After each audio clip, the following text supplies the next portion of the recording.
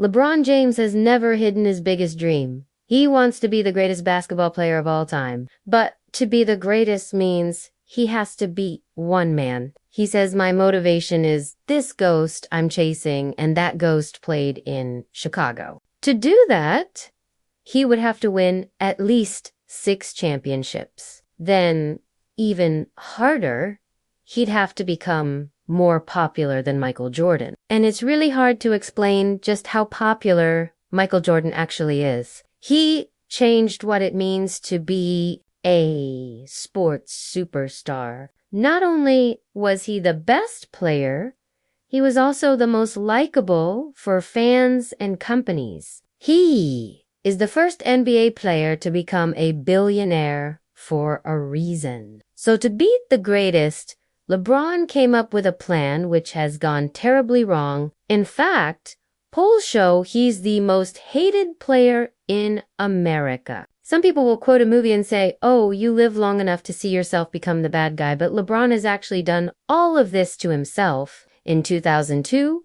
Sports Illustrated put a 17-year-old LeBron on the cover, calling him the chosen one, but LeBron loved that, getting a chosen one tattoo and calling himself King James. Well, his new NBA teammates didn't like that so much. One said, we have better players than him in his position already on our team, but I don't think you can really just bring a high school player in here and really just think your team will really turn around like that. But LeBron quickly showed all the excitement about him was real. He scored 45 points in Game 5 of the East Finals and took the Cavs to the finals in 2007.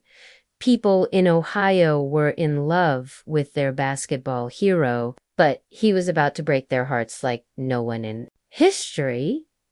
Free agency was a tool that Michael Jordan never used. By 2010, it had become a huge spotlight for players, and LeBron would use that to grow his popularity. People in Cleveland were so desperate for him to stay a Cavalier, they even made a pretty embarrassing song begging him to stay, singing, "We really need you." But for some reason, LeBron couldn't see that embarrassing those people who loved him the most in the world would have the exact opposite effect he was going for. One fan said, this is the worst thing that could have ever happened to me. LeBron said he knew the decision was a mistake on the plane ride to Miami, but when he got there, he made it worse by bragging and saying they would win not 1, not 2, not 7 championships. Even Pat Riley looked really uncomfortable, and his team was the one getting all the talent. So LeBron played the bad guy role that first year, but the truth is he wants to be loved. That's why after winning 2 championships in Miami, he went back to Ohio to finish what he started. Winning Cleveland, their first championship since 1964, should have been a bigger deal than any one of Jordan's wins. But somehow LeBron ruined it. He didn't trust Cavs owner Don Gilbert, so LeBron only signed 1-year contracts with a player option that would keep the team scared of doing anything that LeBron didn't like. And it gave him more power than any player ever. Even Jordan didn't have that much say over the Bulls' front office. LeBron began to decide who would get traded and who would get paid. In 2015, LeBron refused to talk to the Cavs until Tristan Thompson got a huge contract, and he got a giant bag of money, but he turned out to be an average player at best. He brought his buddy Dwayne Wade there. Now, some moves were successful, like trading rookie Andrew Wiggins for Kevin Love, but his power created a toxic environment. Fans started calling him legit. One reporter asked, what's his nickname that they call him? LEGM. And the situation got so uncomfortable that Kyrie Irving demanded a trade, but by that time, it didn't matter to fans because LeBron's reputation was at an all-time high after winning in Cleveland. So he went to LA for the next step in beating Jordan. Hollywood would allow LeBron to run his own media company and control his image. He saw other athletes like Colin Kaepernick become bigger than football by getting into politics. I mean, MJ never got political because, Republicans buy sneakers too, but LeBron could be the next Muhammad Ali. I mean, you could argue that there are more talented boxers like Floyd Mayweather, but Ali is considered the greatest because he was bigger than boxing. So LeBron started making content full of cultural messages. His commercials used to be fun and silly, like LeBron playing multiple versions of himself. You think Michael's training to poop? No, I don't think so. Stop looking at my lemonade. But then his commercials got awkwardly serious. What you're about to watch is a commercial for potato chips.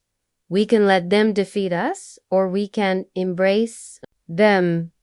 Really, all that did was make a big part of his fan base mad and forget not liking the message. It just felt fake. I mean, MJ took a lot of criticism for not talking politics, but at least he was real. But the remaining people who liked LeBron left him when he got exposed in October 2019.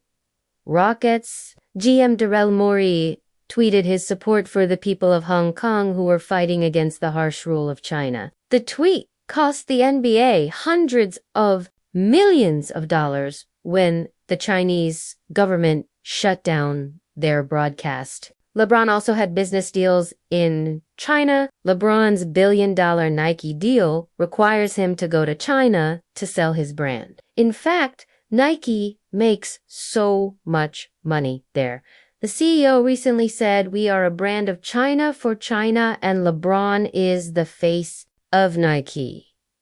But Hong Kong was fighting for the exact same freedoms he claimed to stand for, like in his potato chip commercials. So of course he would be asked about the tweet, and what did he say? "I believe he wasn't educated on the situation at hand, and he spoke, and so many people could have been harmed, not only financially but physically. Emotionally, spiritually, fans got so upset that he cared more about money than his so-called values.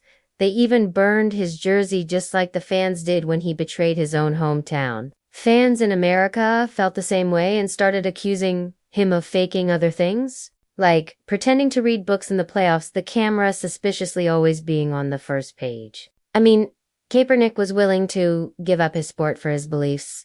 Ali was willing to go to prison. But it looked like LeBron was a champion for justice as long as it didn't hurt his bank account. The next year, when the pandemic hit and people were inside watching TV, the NBA had by far its worst-rated finals in decades. The old commissioner David Stern used to say his dream finals would be the Lakers against the Lakers. Well, apparently not if LeBron James is involved. And the sad thing about all of this is LeBron would probably be the second most popular player of all time if he didn't try so hard to beat Michael Jordan. I mean, LeBron came from nothing, made himself into a billionaire, is a family man. He won the first title for his hometown, and he actually beat the impossible expectations of that magazine cover. But he ruined it every step of the way. But I will say he actually does have a very small chance of catching Michael Jordan's 6 rings. I know it's a small chance, but a lot of it depends on this season. He's 38 years old in December, and the Lakers have a little bit of hope. But the problem is they shouldn't make a trade right now, because if they do, it's going to ruin their future. A lot of people think LeBron still isn't in charge in LA. He actually is, and it's disturbing. Check it out. 2.